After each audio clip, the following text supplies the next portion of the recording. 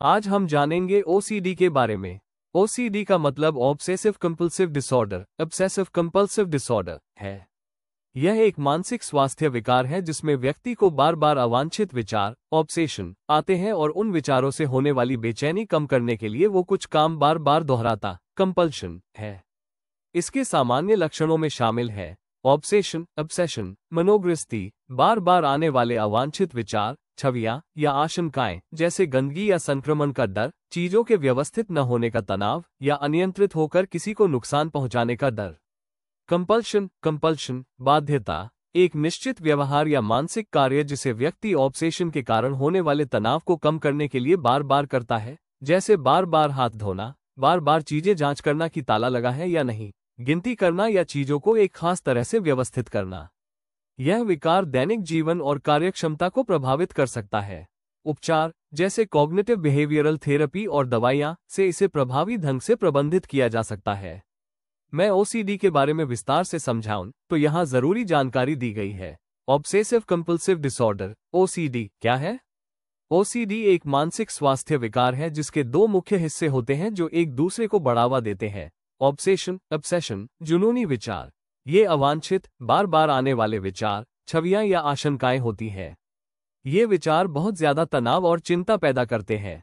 Compulsion, बाध्यकारी क्रियाएं। ये दोहराए जाने वाले व्यवहार या मानसिक कार्य होते हैं जिन्हें व्यक्ति ऑब्सेशन से होने वाली चिंता को कम करने के लिए करता है। ये व्यवहार तर्कहीन लग सकते हैं, लेकिन ओसीडी से पीड़ित व्यक्ति को लगता है कि उन्हें ये करना ही पड़ेगा, वरना कुछ बुरा हो जाएगा। ओसीडी एक चक्र की तरह काम करता है। ओसीडी के कारण कॉजेस। ओसीडी के सही कारण पूरी तरह से ज्ञात नहीं है, लेकिन माना जाता है कि इसमें कई कारक शामिल हैं।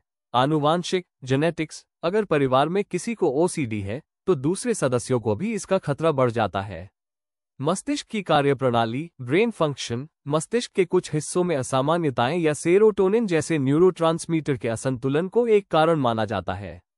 वातावरण और तनाव, एनवायरनमेंट एंड स्ट्रेस। गंभीर तनावपूर्ण घटनाएं, बचपन के प्रतिकूल अनुभव या जीवन में बड़े बदलाव जैसे नया काम या बच्चे का जन्म ओसीडी के लक्षणों को ट्रिगर कर सकते हैं। ओसीडी का उपचार, ट्रीटमेंट। ओसीडी का इलाज संभव है और सही उपचार से लक्षणों को काफी हद तक नियंत्रित किया जा सकता है।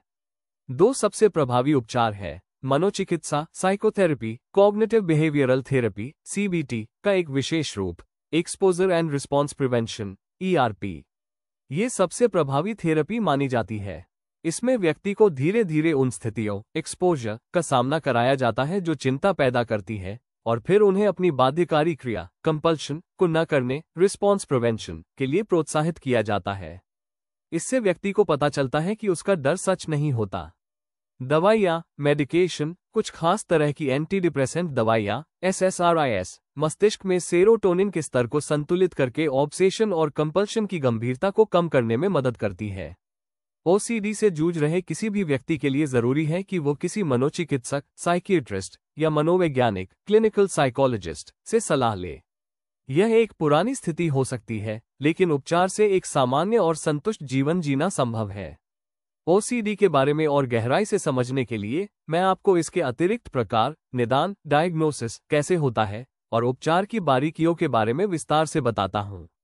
ओसीडी के कुछ अन्य प्रकार, लेस कॉमन थीम्स। पहले बताए गए 4 मुख्य प्रकारों के अलावा ओसीडी कई और तरह के विचारों या व्यवहारों से प्रकट हो सकता है। Hoarding, obsession. चीजों को फेंकने पर अत्यधिक डर या बेचैनी होना, ये सोचना कि भविष्य में इन चीजों की जरूरत पड़ सकती है। कंपल्शन, बहुत सारी गैर जरूरी चीजों को जमा करके रखना और उन्हें फेंकने में असमर्थ होना, जिससे रहने की जगह अव्यवस्थित हो जाती है। ध्यान दें, DSM-5 में होर्डिंग डिसऑर्डर को अब ओसीडी से अलग एक स्वतंत्र विकार माना जाता है, लेकिन यह ओसीडी से संबंधित हो सकता है। रिलेशनशिप ओसीडी, ROCD, ऑब्सेशन, अपने रिश्ते, पार्टनर, पति, पत्नी के बारे में लगातार संदेह करना। जैसे, क्या मैं वास्तव में इससे प्यार करता हूं? क्या मेरा पार्टनर मेरे लिए सही है? क्या मेरे पार्टनर की शक्ल ठीक है? कंपल्शन, पार्टनर की कमियों को मानसिक रूप से बार बार जांचना, दूसरे जोड़ों के रिश्तों से तुलना करना या बार बार आश्वासन मांगना कि सब ठीक है। धार्मिक ओसीडी, स्क्रूपुलोसिटी, रिलीजियस ओसीडी, ऑब्सेशन, ये डर कि उसने ईश्वर का अपमान किया है, पाप किया है या वह नैतिक रूप से भ्रष्ट है। कंपल्शन, किसी खास धार्मिक प्रार्थना या अनुष्ठान को बार बार करना, बार बार पाप स्वीकारना, कन्फेशन, या नैतिक रूप से सही होने का आश्वासन मांगना। शारीरिक विचार, somatic, body focused obsessions, obsession, शरीर के सामान्य कार्यों जैसे सांस लेना, पलक झपकाना, निगलना पर लगातार ध्यान केंद्रित करना और उनके असामान्य होने का डर होना। कंपल्शन, बार बार जांच करना कि शरीर सही से काम कर रहा है या नहीं। ओसीडी का निदान, डायग्नोसिस कैसे होता है?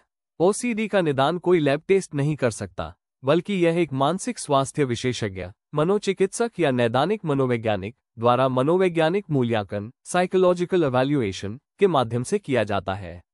निदान के मुख्य चरण, लक्षणों की चर्चा। डॉक्टर आपसे आपके विचारों, भावनाओं और व्यवहार के पैटर्न के बारे में विस्तार से पूछते हैं। समय की जांच, डॉक्टर ये देखते हैं कि आपके ऑब्सेशन और कंपल्शन में कितना समय लगता है, आमतौर पर एक दिन में 1 घंटे से अधिक, और क्या ये आपकी दैनिक जीवनचर्या, काम, स्कूल, सामाजिक जीवन को प्रभावित कर रहे हैं। अन्य स्थितियों को खारिज करना, एक शारीरिक परीक्षण या अन्य जांचें की जा सकती हैं ताकि यह सुनिश्चित किया जा सके कि आपके लक्षण किसी अन्य चिकित्सा या न्यूरोलॉजिकल समस्या के कारण नहीं है। परिवार से बातचीत, अनुमति के साथ कुछ मामलों में निदान की पुष्टि के लिए परिवार के सदस्यों से भी बात की जा सकती है। ओसीडी उपचार की गहराई, treatment details. 1. Exposure and response prevention, ERP, ये कॉग्निटिव बिहेवियरल थेरेपी, CBT, का सबसे महत्वपूर्ण और प्रभावी रूप है। एक्सपोजर, व्यक्ति को जानबूझकर उस डर या ट्रिगर का सामना कराया जाता है जो ऑब्सेशन को जन्म देता है। उदाहरण, जिसे गंदगी का डर है, उसे जानबूझकर दरवाजे का हैंडल छूने के लिए कहा जाता है। रिस्पॉन्स प्रिवेंशन, इसके तुरंत बाद व्यक्ति को कंपल्शन, हाथ धोना, करने से रोका जाता है। उद्देश्य, इस प्रक्रिया से मस्तिष्क ये सीखता है कि डरावनी स्थिति का सामना करने पर भी कुछ बुरा नहीं होता। कंपल्शन न करने पर भी चिंता का स्तर अपने आप कम हो जाता है। 2. दवाइयाँ, मेडिकेशंस, मुख्य रूप से selective serotonin reuptake inhibitor, SSRIs, का उपयोग किया जाता है। ये दवाइयाँ मस्तिष्क में सेरोटोनिन नामक न्यूरोट्रांसमीटर को संतुलित करती हैं। OCD के इलाज में इन दवाइयों की खुराक अक्सर अवसाद, डिप्रेशन के इलाज के लिए उपयोग की जाने वाली खुराक से अधिक होती है। असर दिखाने में कई हफ्ते लग सकते हैं। 3. जीवन शैली और आत्म देखभाल, सेल्फ केयर, तनाव प्रबंधन, योग, ध्यान और डीप ब्रीदिंग, गहरी सांस लेना तकनीकें चिंता को कम करने में मदद कर सकती है। नियमित दिनचर्या, पर्याप्त नींद लेना, संतुलित आहार लेना और नियमित व्यायाम करना मानसिक स्वास्थ्य को मजबूत करता है। सहायता समूह, सपोर्ट ग्रुप्स, समान चुनौतियों का सामना कर रहे अन्य लोगों से बात करना भावनात्मक समर्थन और मुकाबला करने की रणनीतियों को सीखने में सहायक हो सकता है। याद रखें, OCD एक गंभीर लेकिन इलाज योग्य विकार है।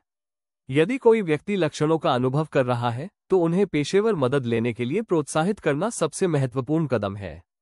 अगर आपको हमारे दी गई जानकारी पसंद आती है तो वीडियो को लाइक और सब्सक्राइब कर दें।